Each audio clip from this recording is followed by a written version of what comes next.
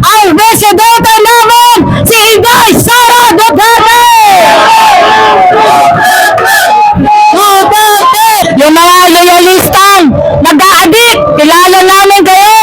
Yung mga troso na nag-a-addict, tigilan nyo na yan dahil ano sabi ni President Inday Sara? Merong mananagot! Sinabi ni Jam Magno na hindi niya Ano ba sinabi ni John Magno? hindi niya susuportahan si Bibi kasi mas matalino niya. Talaga, saan ang talino mo, Jam? Wala kami pake kung di mo supportahan si Inday Sara Duterte. Basta kami mga Duterte supporter, itatawid namin siya. Siya ang presidente namin sa 2028. Wala kayong magagawa. Yun ang sabi ko. Ay, abante ma'am. Abante! Alam mo ikaw, Benny Abante, ayoko magsalita, di ako nagmumura dahil naniniwala ako sa Diyos at sa Panginoong Jesus. Ikaw pinaniniwalaan mo, demonyo. Di ka naman nanalo sa distrito mo. Hindi ka nanalo, nandoon kami. At nung pumunta si Inday Sara, nandoon kami sa District 6. District 6 siya, di ba? Hindi ka nanalo, walang bumoto sa'yo, tae ka. Ayoko magmura. Wala kang credibility. Ngayon ako magsasalita sa matagal na panahon. Pinagala kita bilang ikaw ay matandaan na wala kang tinandaan.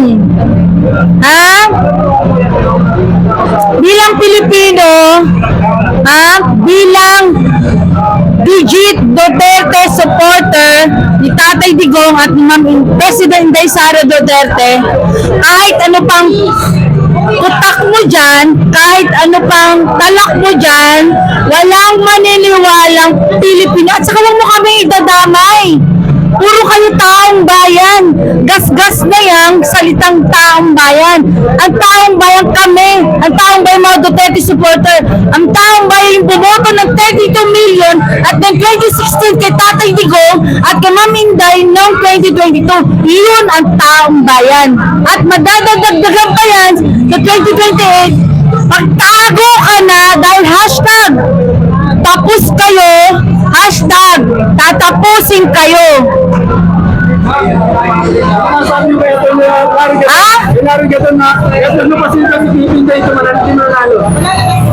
Alam mo, takot yan. Asalam nyo kayo dyan sa Palacio de Polvoron, kayo ni Claire Castro.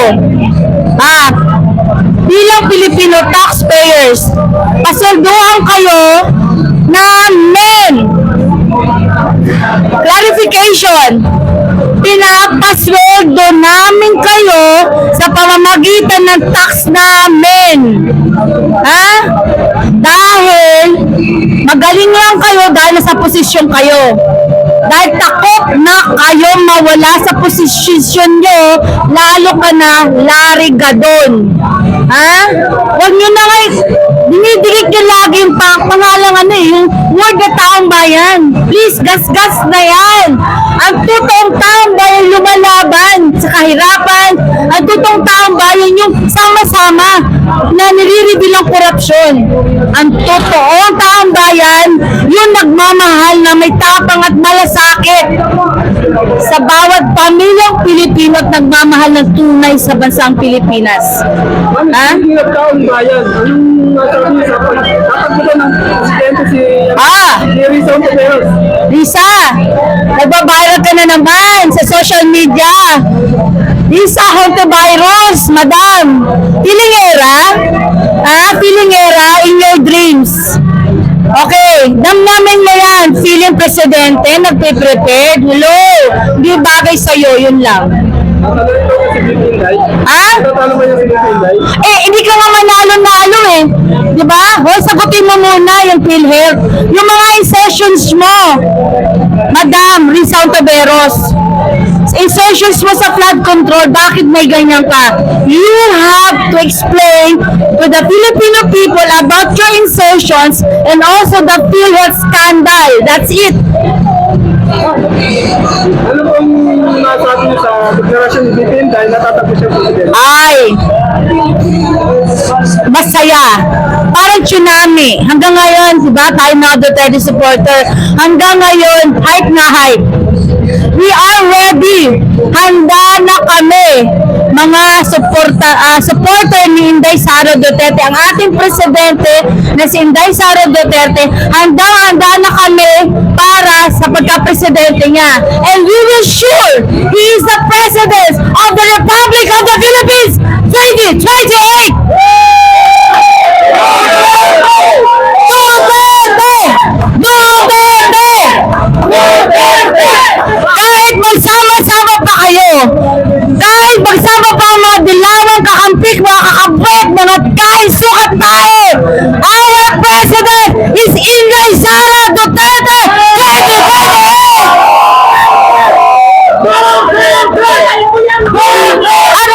At wala kayong magagawa. Wala kayong magagawa dahil kakampi niya ang taong bayan. Oo, wala siyang pera, pero kami mga taga-suporta niya ang tatayo sa kanya. At wala kayong magagawa kahit ano pa yung mga impeachment complaint ipapatuloy sa kanya, ipapasura lang yan ng Supreme Court. Kahit para-pareho lang ang mga inahain nyo, mga walang kwenta, mga kahit tayo suka. Duterte! Ano ang sabi ni Inday Sara? Ha? May mananagot! Lahat na umate sa mga maralitang Pilipino, lahat na nagnakaw ng kaban ng pera ng bayan, lahat mananagot. Sabi ni Inday Sara Duterte, ang ating presidente, hindi siya gagante, pero may gagawa sa kanya. Yun ang vice president niya. Secret, alam ko yun. Hindi pwede reveal. Yes, Banateros. Alam ko yan, nakalimang We have to protect the vice president yung recruit niya. And the time come, i-reveal yun ni Madam Inday Sara Duterte. Though we already know who he is dahil niya siyang abogado! And alam niyo na yan. At si Inday Sara Duterte, kailangan na natin tulungan ang ating presidente, si Inday Sara Duterte, sa ating mga social media platform. We have to start now. Kailangan yung tulong natin dahil wala tayong pera, pero kasama niya ang taong bayan! Nako! Nako! Lagot na naman ako sa nanay ko. Pero ginagawa ko to para sa Diyos, sa bayan at sa pamilyang Pilipino! Dahil ang presidente naman si Inday Sara Duterte! Duterte! Duterte! Kaya kahit magsama-sama pa ang mga dilawang kakamping, kahit ano pang kulay nyo! Dahil hindi natatakot ang isang Inday Sara Duterte!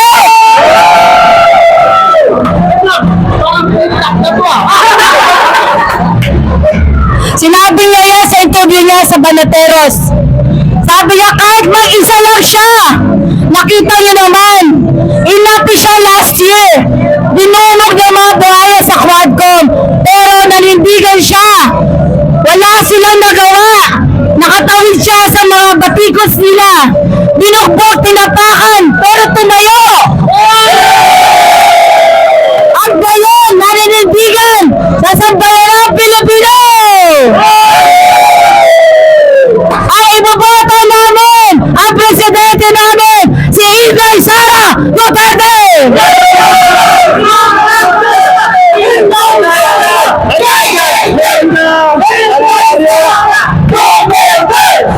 Inday Sara Duterte! Inday Sara Duterte! Ang sabi nila, nasala ang mga bros, mga bayarang vlogger. Ang mga bayarang vlogger, ito ang masasabi ko sa inyo. Kilala ko kayo. Never ko kayo bilangin sa mga live ko. Pero ngayon, babanggitin ko kayo. Kahit simula na ng laban na to. Ha? Alam ko kung sino kayo. Sige lang, yari kayo sa amin. Hindi kayo makakalusot sa mga vloggers ng tunay Duterte supporter. At nakita namin kayo sa mga rally, kakausapin ko kayo. Dahil kilala namin kayo.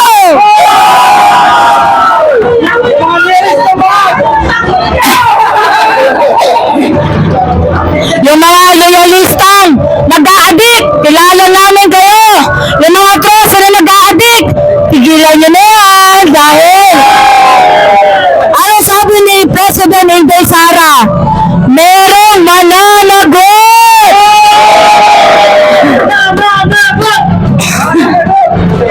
Alam niyo, minsan lang ang salita.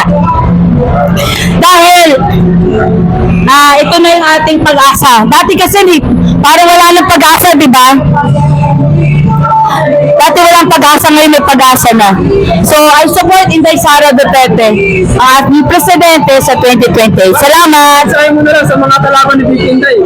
Good luck!